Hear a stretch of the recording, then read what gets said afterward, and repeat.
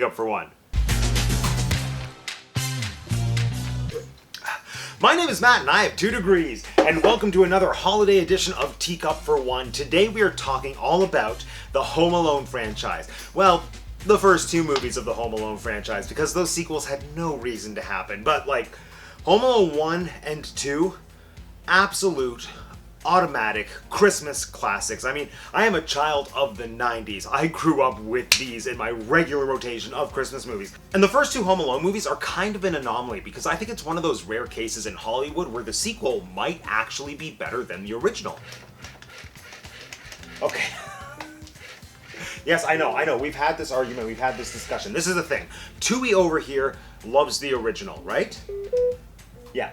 But I personally favor the sequel. Lost in New York is one of my favorite Christmas films. But I can acknowledge that the 2 of them are virtually the exact same movie in different settings. So for today's video, we are going to be looking at 7 of the key ingredients, as I like to think of them, that make a Home Alone movie. These are the key plot points that kind of made the first movie work so well, and I think they've kind of trickled down to influence not just Home Alone 2, Lost in New York, but all of the subsequent Home Alone sequels made for TV movies, direct-to-home video movies, the thing that came out on Disney Plus last year.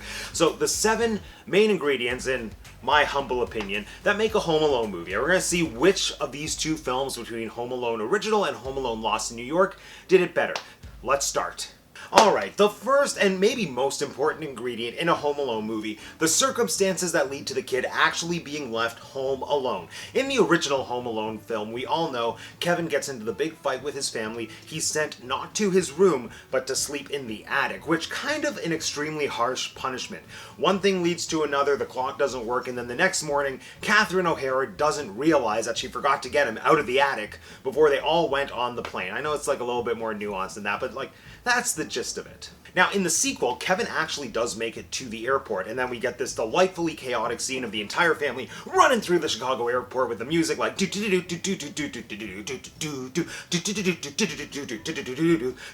and then there's this great hilarious mix-up where Kevin sees the back of another guy's jacket, he thinks it's his dad, drops the papers, ends up on the wrong flight, and it is kind of nostalgic to see a time when airport travel was a lot more relaxed. So comparing these 2 scenes, Home Alone 1 versus Home Alone 2, Lost in New York, both of those pills are a little hard to swallow for me that the family would forget a kid under either circumstances, but it's a little bit easier for me to accept if he actually made it to the airport and then got on the wrong plane. So if you couple that with, the editing, the pacing, and the camera work that makes that airport sequence in the sequel like so chaotic and so much fun to watch, for me, it's a clear winner. This point is going to Home Alone 2, Lost in New York. Alright, next we have what I'm going to call the fun and games sequence. And yes, I may have lifted that directly from Blake Snyder's Save the Cats screenwriting format, everything. So, the fun and games sequence, that's the part where we're kind of getting like the promise of the concept of the movie, of just a kid having fun, being on his own. Now, in the original, he is home alone. He is doing all of the fun things without adult supervision and without the impact of rules that all kids dream of doing if they ever get a few minutes alone in their home. But if you look at the sequel, maybe this is just me and my bougie tastes and lifestyle, but I have always found the fun and games in the sequel to be so much more appealing because he has a hotel to himself. He gets to enjoy a pool, he gets an ice cream concierge, a giant bed, this beautiful hotel suite, like a limo ride with pizza, and a trip to a toy store?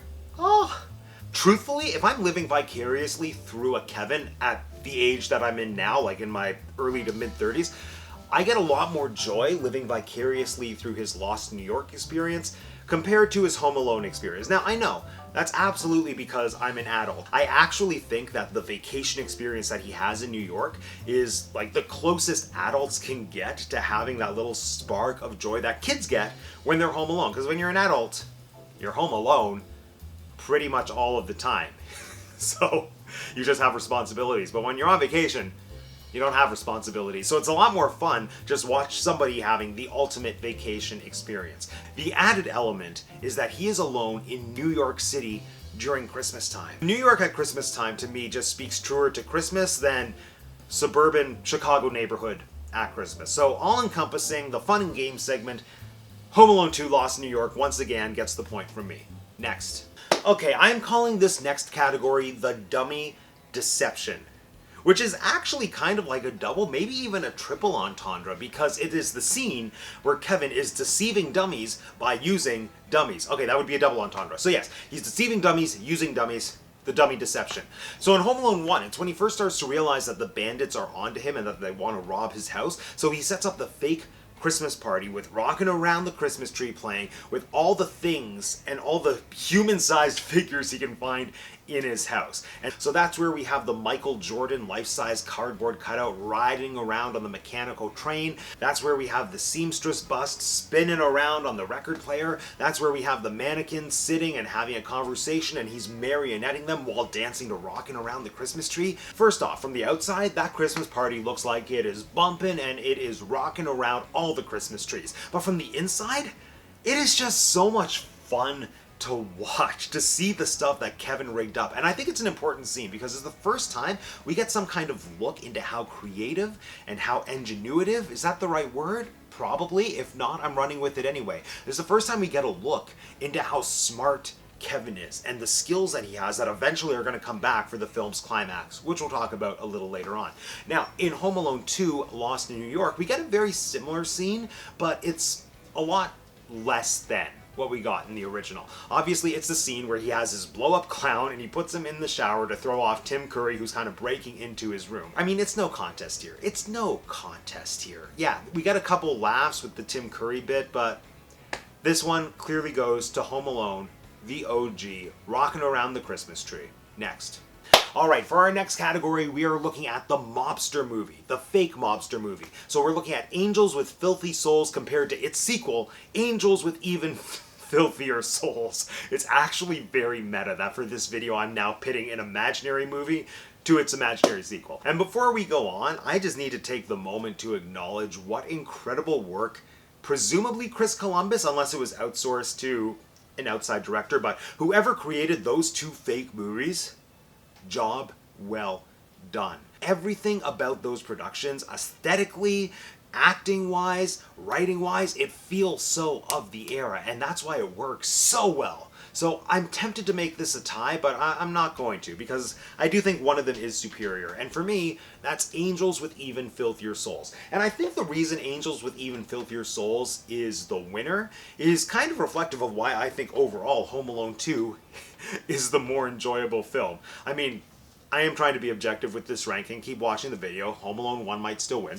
But I think they saw the things that worked with Angels with Filthy Souls, and then they just amped it up to make it work even harder for the sequel. I mean, they layered in a few more Christmas elements, which I think is lots of fun visually, just to see that 1940s-style Christmas tree behind Johnny. The writing is so much more fun. Lines like, I was singing at the Blue Monkey last night, and you've been smooching with everybody.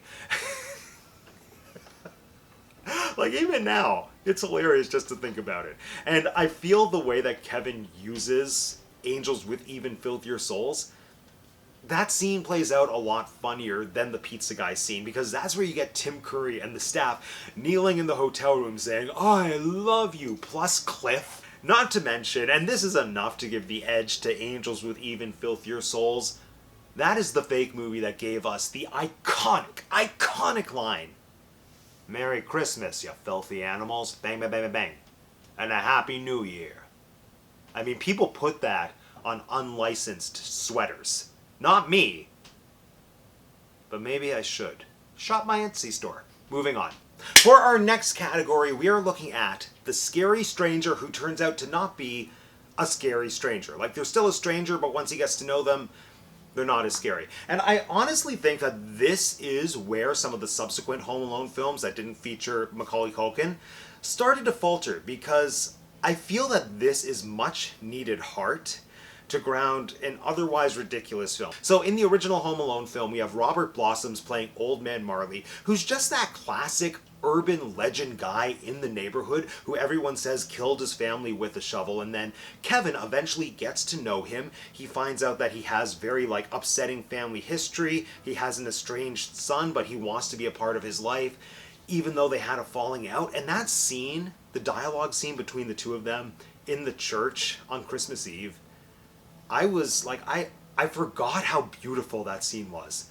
I think the writing is top notch. The performances by both Macaulay and Roberts, they're incredible. And then there's something so fulfilling about him, like, first off, admitting that he didn't actually kill anybody with a shovel, but there's something so fulfilling about him becoming that person when he attacks the burglars with a shovel. Masterful. And of course, we have something very similar in Home Alone 2 with the Bird Lady. First of all, this isn't going to influence my pick at all, but did anyone realize that she is an Academy Award winner? That is Academy Award winner Brenda Fricker. She's the first Irish woman to ever win an Oscar for acting. Maybe the first Irish woman to ever win an Oscar. I didn't do that much research. For, I think it was called My Left Foot. I haven't heard of the movie. I haven't seen the movie, but I'm pretty sure she's the only person who's ever acted in a Home Alone movie that has a gold statuette. Am I wrong? Let me know in the comments section down below. And I think she puts in an absolutely gorgeous performance. Her character is very Dickensian, very fitting for a Christmas movie, you know? However, I think that character and her scenes with Kevin are an example of something that worked in the original that should have been left in the original. The reason that the old man Marley scene worked so well in the church is because that just felt organic. It was a moment of connection between these two characters that had, like, messed up relationships with their families, and they both had something to offer each other. They tried to replicate that with Kevin's encounter with the Bird Lady, with his story about outgrowing the skates, and I don't know, it didn't have the same heart. And I'm not sure what they could have done differently, but something just kind of rubs me the wrong way about having an extremely privileged kid from not even middle upper class. Have you seen their house, from upper class Chicago, having his connection with a homeless woman in New York, like, amounting to, here's a Christmas tree ornament? Feels a little, like, upper class saviory for my taste. Don't love it. I do, however, love Brenda's performance. I think the only reason it took me this long to realize that that scene is horribly written is because of how well acted it is. From both parties, from both Macaulay as well as Brenda, but you can't capture lightning in a bottle twice. So this point is going to original Home Alone. Alright, this is the part of the video we have all been waiting for, the category you knew was coming, the traps. The mass appeal scene of any Home Alone movie, like the point of making Home Alone movies now. How is the kid going to set up a bunch of elaborate booby traps to trap and maim, injure, and almost kill the intruders? So to determine the winner for this category, I'm actually going to break it up into 3 subcategories. The level of ingenuity on Kevin's part to create the traps, the savage factor, and the funny factor, because let's not forget, these are Christmas comedy movies. Family Christmas comedy movies. Let's start with the ingenuity factor. The traps in the original Home Alone movie, they're a lot more DIY.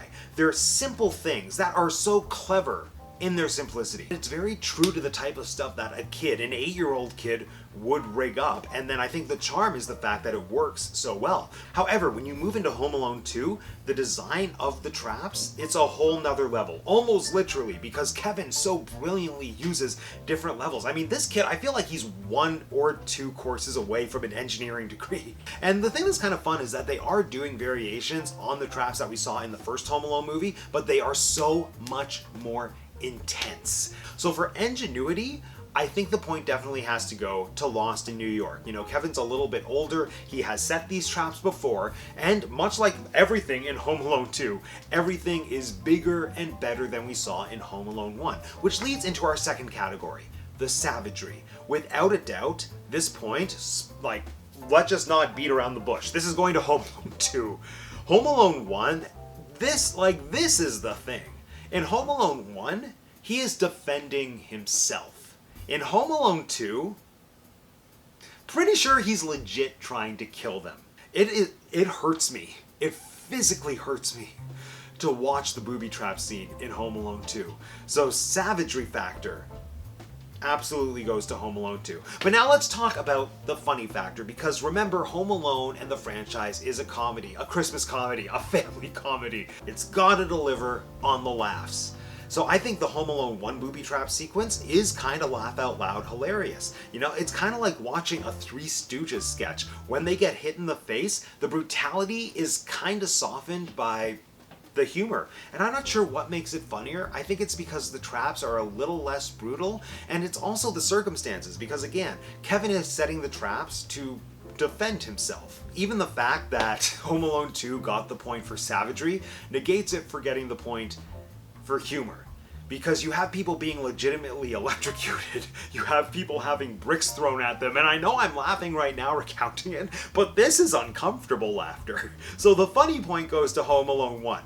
And mathematically, yes, Home Alone 2 got 2 subcategory points, for ingenuity and for savagery. Home Alone 1 only got the 1 point for funny, but I'm making up these rules as I go along, and I think the funny factor is far more important than the savagery and the ingenuity factor. So rules be damned, I'm giving this point to Home Alone 1 because it doesn't make me physically, emotionally uncomfortable like the traps in Home Alone 2. So, we have a tie. But not to worry, because yes, there is a tiebreaker category. Now, it's not nearly as important or significant as the other 6 main ingredients that make a Home Alone film, but I think it's going to give the edge to one film over another. And the final category is the supporting cast. I know that largely the supporting cast carries over from the first movie to the second movie because the most important supporting cast members are those who are playing the McCallister family. Most importantly, Catherine O'Hara, a Canadian treasure, icon, dare I say goddess? I said it and I stand by it. So in Home Alone 1, we have John Candy as the polka king of the Midwest. Everything that transpires between John Candy and Catherine O'Hara is pure comedic gold.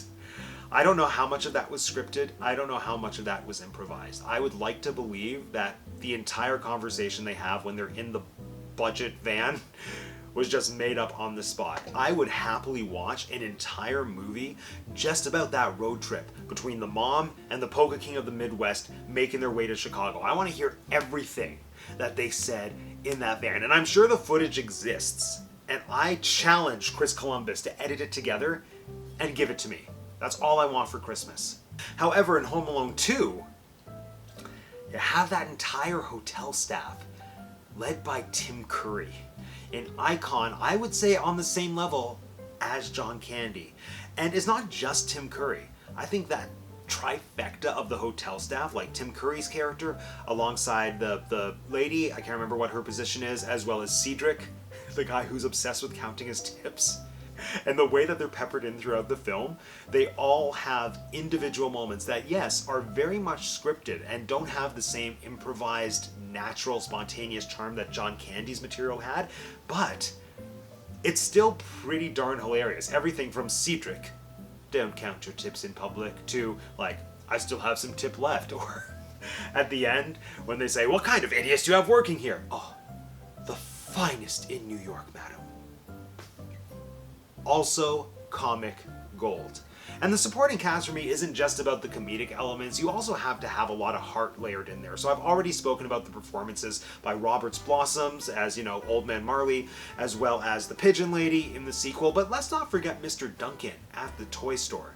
You know, I think he's actually delivering on the heart that Marley gave us in the first film. So overall, I feel that the supporting cast in Lost in New York has a stronger element of ensemble to it. And let's not forget about the most important ensemble in the films, the McCallister family. Like, I've already acknowledged that yes, the same actors do carry over from one film to the next. However, I definitely get the vibe that there's a stronger dynamic between them in Lost in New York, because by that point they already had one film under their belts. They knew who their individual characters were, they knew what the family dynamic was, and I get a stronger sense of hilarious, dysfunctional family in the second movie. So, all things considered, I have to give the edge for this point to Home Alone 2 Lost in New York, which means Home Alone 2 Lost in New York is the ultimate victor of the ultimate Home Alone movie.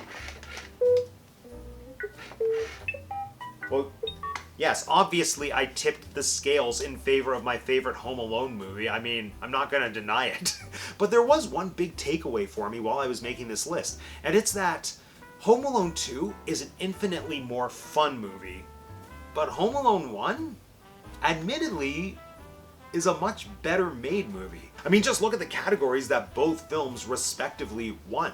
Home Alone 2 took home all of the points for just being a fun movie. It took home the points for the airport sequence, for the fun and game sequence, for showing us New York City at Christmas time with all of the extravagance of the toys, for having such a fun ensemble cast. But Home Alone 1, it took home the points for the heart with Old Man Marley. It took home debatably the most important category for the traps, the heart and soul of any Home Alone film. I just think Home Alone 1, it has this innocence to it that makes it work. I think there's a reason the franchise has lasted as long as it has, because, well, money, obviously, but the reason people keep on wanting to see Home Alone films is to regain that feeling of watching the original, of remembering what it's like to be a kid home alone. But for me, Home Alone 2 is just a more fun movie, and that's why it's always going to be my favorite. So anyway, friends, with that, this concludes yet another holiday episode of Teacup for One. Now let me know in the comment section down below which Home Alone movie is your favorite and why.